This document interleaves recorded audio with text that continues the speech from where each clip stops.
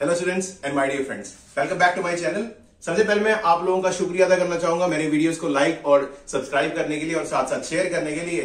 इस तरह से अपना प्यार बनाए रखिएगा ताकि मैं आपके लिए और अच्छी से अच्छी वीडियोस और अच्छे से अच्छी एजुकेशन शेयर कर सकूं, ताकि आप लोगों का और जितने भी स्टूडेंट्स हैं इन क्लासेस को अटेंड करने वाले उन सबको और ज्यादा इन्फॉर्मेशन प्रोवाइड कर सकूं। तो थैंक यू वंस अगेन।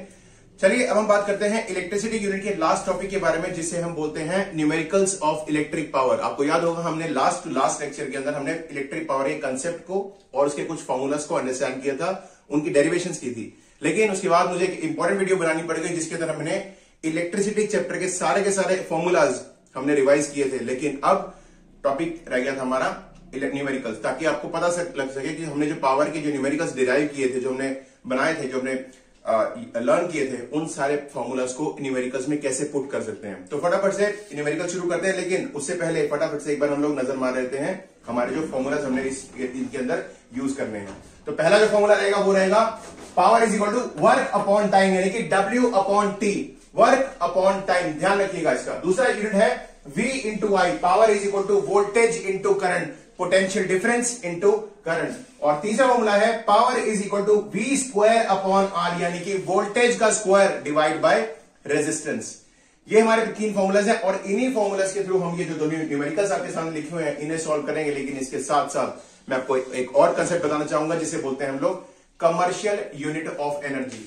घर के अंदर हम लोग जो अप्लायंसेस यूज करते हैं उनकी वॉट, उनके पावर कंजम्पशन काफी कम रहती है। लेकिन अगर हम लोग इंडस्ट्रीज की बात करें, जो बहुत बड़ी बड़ी इंडस्ट्रीज होती है जहां पे लाखों करोड़ों मशीन्स एक साथ चलती हैं, तो ऐसे कंपनीज के अंदर जो है बहुत ज्यादा amount of electrical energy consume होती है। तो ऐसी इलेक्ट्रिकल एनर्जी की कंजम्पशन जो होती है, एनर्जी कंजम्पशन होती है, उसको स्टडी करने के लिए हम लोग हमारे पास एक बड़े यूनिट होते हैं, जैसे हम लोग पहले बढ़ चुके हैं किलोवाट और मेगावाट। लेकिन जो इलेक्ट्रिसिटी का बिल आता है वो यूनिट के हिसाब से आता है। तो अब मैं बताऊंगा आपको कि यूनिट जो है बेसिकली क्या चीज है। 1 यूनिट का मतलब है 1 किलोवाट आवर। 1 किलोवाट आवर का मतलब ये लगा लीजिए, अगर आपकी कोई इलेक्ट्रिकल अप्लायंस है जो 1000 what of electric power consume करती है, और अगर वो अप्लायंस 1 घंटे तक चलाई जाए तो कितनी एनर्जी उसने कंज्यूम करी, उसे बोलते हैं 1 यूनिट, यानी कि 1 किलोवाट आवर। वो कितनी एनर्जी होती है आइए देखें। 1 किलोवाट आवर का मतलब 1000 वॉट, ये आप लोग सबको पता ही है। तो 1000 वॉट इंटू आर, 1 घंटा, यानी कि 1 घंटे का समझो अगर हम बात करें सेकंड्स की, तो टोटल सेकंड्स होते हैं 3600 सेकंड्स।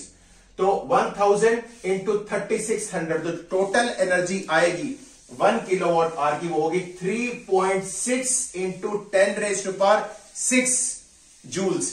ये आपकी इलेक्ट्रिकल एनर्जी रहेगी। तो 1 किलोवाट आवर का मतलब है 3.6 इंटू 10⁻⁶ जूल्स। और आपका जो इलेक्ट्रिसिटी का जो बिल आता है यूनिट, तो 1 unit is equal to 1 kilowatt hour, right. चलिए ये तो हो गया हमारा पावर का कंसेप्ट। अब हम बात करते हैं इलेक्ट्रिकल पावर के न्यूमेरिकल्स के बारे में। तो पहला हमारे पास न्यूमेरिकल है an electric bulb is rated 220 volt. तो सबसे पहले हम लोग देखेंगे वोल्टेज कितनी है, 220 वोल्ट, और पावर जो है वो है हमारे पास 100 वॉट।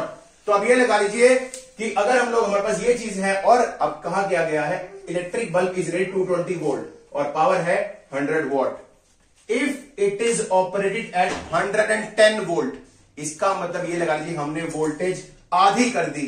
तो अगर हमारी वोल्टेज 110 वोल्ट हो जाए तो what will be the power, तो पावर क्या रहेगी उस चीज की, तो हमने उसी बारे में डिस्कस करना है। लेकिन अब इसके अंदर हमारे दिमाग में 2 फॉर्मूलाज आते हैं इस न्यूमेरिकल को सॉल्व करने के। एक तो हो गया P is equal to V I, और दूसरा है P is equal to V square upon R. लेकिन अगर हम लोग इन दोनों न्यूमेरिकल्स को देखें, इन दोनों फॉर्मूलाज को देखें, तो इसके अंदर हमारे पास, हमारे को ये जो फॉर्मूला है थोड़ा ज्यादा आसान लग रहा है। लेकिन ध्यान रखिएगा इस न्यूमेरिकल के अंदर आप लोग ये फॉर्मूला नहीं यूज कर सकते। उसका सबसे बड़ा रीजन ये है कि आपको शायद याद होगा ओम्स लॉ, और ओम्स लॉ ये कहता है voltage is directly proportional to current.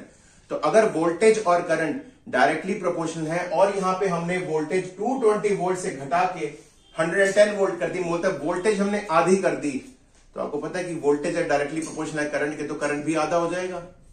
इसीलिए इस न्यूमेरिकल के अंदर हम लोग वी आई वाला फॉर्मूला यूज नहीं कर सकते। हमें जो फॉर्मूला यूज करना पड़ेगा वो कौन सा होगा, V स्क्वायर अपॉन आर, क्योंकि हमारा मटेरियल वही है, तो हमारी जो रेजिस्टेंस है वो वही की वही रहेगी। तो इसीलिए हम लोग जो इस न्यूमेरिकल के अंदर फॉर्मूला लगाएंगे वो लगाएंगे V स्क्वायर अपॉन आर वाला। तो चलिए पहले हम लोग इस वैल्यू के थ्रू हम लोग R निकालते हैं।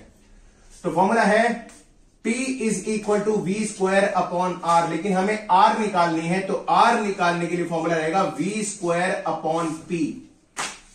तो आर यहां चला जाएगा और पी यहां आ जाएगा। तो वी स्क्वायर अगर हम बात करें तो वी है 220, तो 220 multiplied by 220 divided by R. हमारे पास आर निकालनी है, तो हमारे पास पावर कितनी है 100, तो हम लोग ये यहां लगा लेते, तो 0 0 यहां दोनों जगह कट जाएगी और हमारा जो टोटल रेजिस्टेंस आएगा वो आएगा 22 मल्टीप्लाइड बाय 22 यानी कि 484 ओम्स। ये हमारा रेजिस्टेंस रहेगा। अब हम बात करते हैं हम लोग, अब हमें आगे जो करना है वो क्या है, if it is operated at 110 volt, तो अगर पावर हमें निकालनी है लेकिन वोल्टेज आधी कर दी गई, तो अब हमारी पावर क्या आएगी वो मैं आपको सॉल्व कर दिखा देता हूं। तो फॉर्मूला फिर वही लगेगा, P is equal to V square upon R, और वोल्टेज हमारे पास कितनी है रेड्यूस्ड 110, तो 110 इंटू 110 डिवाइडेड बाय, अब ध्यान दीजिएगा यहां पे न्यूमेरिकल को इजी करने के लिए हम लोग ये वैल्यू 484 नहीं लगाएंगे, हम लोग लगाएंगे 22 इंटू 22। ये ज्यादा आसान रहेगी आपके लिए। और वो कैसे आसान रहेगी मैं बता देता हूं आपको। देखिए हमने यहां पे जो लगाई है वैल्यू वो क्या लगाई है, वी स्क्वायर अपॉन आर। तो अगर हम लोग यहां पे 22 ये कंसीडर करें, 22 मल्टीप्लाइड बाय 22, ये हमारी वैल्यू रहेगी।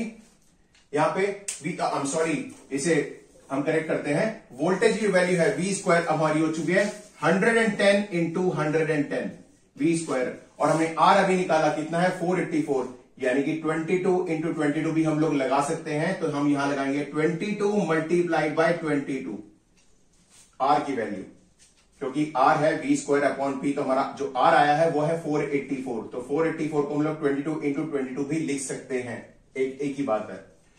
तो 22 कटेगा यहां से, दैट इज 5, और फिर 22 कटेगा यहां से, दैट इज कॉल्ड 5, तो 5 into 5 that is called 25 what.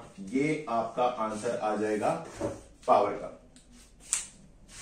तो अब देखिए बहुत आसान सी चीज है, इसके अंदर ये लगा लीजिए कि हमने जो निकाला 220 वोल्ट अगर हमारी वोल्टेज है और 100 वाट अगर हमारे इलेक्ट्रिक बल्ब की पावर है, और अगर हम लोग इस वोल्टेज को क्या कर दें, रिड्यूस कर देते हैं 110 वोल्ट यानी कि 110 पे ले आते हैं, मतलब हमने वोल्टेज आधी कर दी, तो हमारी पावर देखिए 100 वाट की जगह कितनी आ जाएगी, सिर्फ 25 वाट। इसका मतलब ये लगा लीजिए कि 110 वोल्ट की बात करें तो 110 अगर वोल्टेज आधी हो गई तो हमारी पावर 1/4 हो जाती है, रेड्यूस बाय 1/4। तो ध्यान रखिएगा वोल्टेज अगर आपने आधी करी इस न्यूमेरिकल के अंदर, तो आप देखिए पावर आपकी 1/4 हो जाएगी, 100 वॉट की जगह सिर्फ और सिर्फ 25 वॉट रह जाएगी हमारे पास। तो देखिए इस तरह से हमें ये एक और चीज हमारे सामने प्रूव हो जाती है कि पावर को अगर वोल्टेज को अगर रिड्यूस कर दिया जाए तो पावर 1/4 तक रिड्यूस की जा सकती है।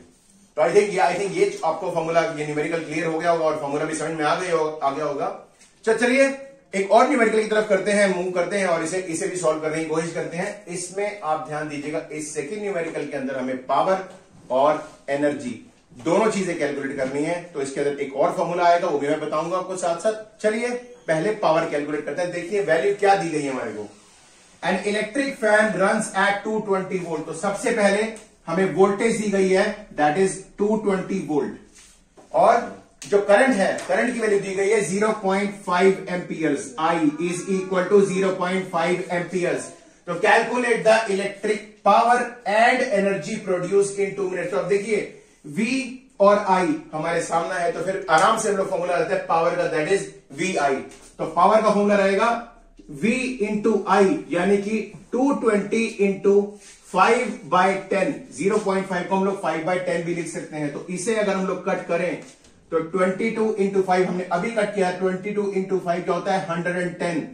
तो आपकी जो पावर आएगी वो आएगी 110 वॉट, 110 वॉट पावर आएगी आपकी। अब एक और चीज है जिसे बोलते हैं हम लोग कैलकुलेट द इलेक्ट्रिक पावर। हमने ये पावर कैलकुलेट कर दी 110 वॉट। अब आती है एनर्जी प्रोड्यूस्ड इन 2 मिनट्स। तो एनर्जी और पावर का फॉर्मूला रहता है energy is equal to power into time. और आप ये देख रहे हैं यहां पे सामने 1 किलोवाट यानी कि पावर, वॉट, और आर यानी कि टाइम। तो हम लोग एनर्जी निकालनी हो तो हम लोग पावर को टाइम से मल्टीप्लाई कर देते हैं। तो E यानी कि energy is equal to P into T. तो पावर हमारे पास अभी आई 110 वॉट इंटू टाइम हमारे पास दिया गया 2 मिनट्स यानी कि 120 सेकेंड्स। तो 110 इंटू 120 जो टोटल हमारे पास आएगा आंसर वो आएगा 13200 जूल्स। तो this is the energy transformed in 2 minutes. तो ये लगा लीजिए अगर आपके पास एक इलेक्ट्रिक फैन है जो 220 वोल्ट की लाइट कंज्यूम करता है और इलेक्ट्रिसिटी है उसकी कंजम्पशन 0.5 एमपीएस की, तो हमें पहले उसकी पावर निकालनी है।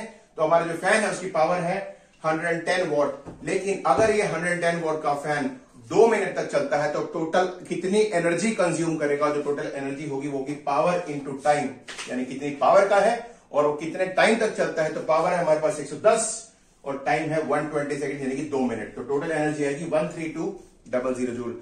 तो आई होप आपको ये न्यूमेरिकल समझ में आ गए होंगे और ये फॉर्मूलाज क्लियर हो गए होंगे। इनके रिगार्डिंग न्यूमेरिकल्स के रिगार्डिंग और कोई भी प्रॉब्लम हो तो ये लगा लीजिए कि मुझे प्लीज इन्फॉर्म कर दीजिएगा कमेंट सेक्शन में, मैं डेफिनेटली आपकी प्रॉब्लम सॉल्व करूंगा, राइट। और इसके बाद हम लोग क्या करेंगे, नया चैप्टर और नए टॉपिक की शुरुआत करेंगे। तो ये मेरा लास्ट लेक्चर था इलेक्ट्रिसिटी का। इस पूरे चैप्टर से रिगार्डिंग, फॉर्मूलाज के रिगार्डिंग, न्यूमेरिकल्स के रिगार्डिंग अगर कोई भी प्रॉब्लम हो तो please message me in comment section, right. और ऐसे ही चैनल को लाइक करते रहिएगा, सब्सक्राइब करते रहिएगा। कोई भी प्रॉब्लम हो इस चैप्टर से रिलेटेड तो मुझे प्लीज इन्फॉर्म करिएगा, I will definitely solve your problem, right.